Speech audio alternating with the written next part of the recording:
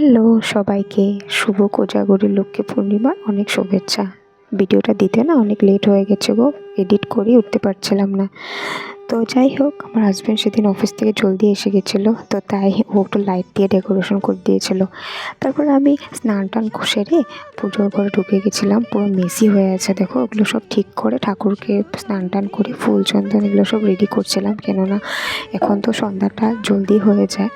তারপর এবার যেন আমার গ্যাস ছিল না, তাই আমার কিচ্ছু এবার আমি বানাতেই পারিনি, পুরো কিনায় দিতে লেগেছে এবার আমার।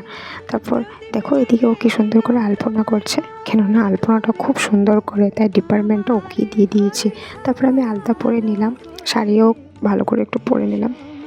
তো ও দেখো বলে কি আমার কুচিটা বলে ধরে দেবে। তো যাই হোক, এগুলো স্টিকারগুলো লাগিয়ে নিই। তারপর সন্ধ্যা হয়ে গেছিলো, আমি ঠাকুরের ঘরটা বসিয়ে দিলাম। তো এটা না পার্ট 1, কেননা আমি পুরো এডিট করে উঠতে পারছি না। তো পার্ট 2টা আমি শিগগিরই আপলোড করে দেবো। আর দেখো আলপনাটা কি সুন্দর করে এঁকেছে।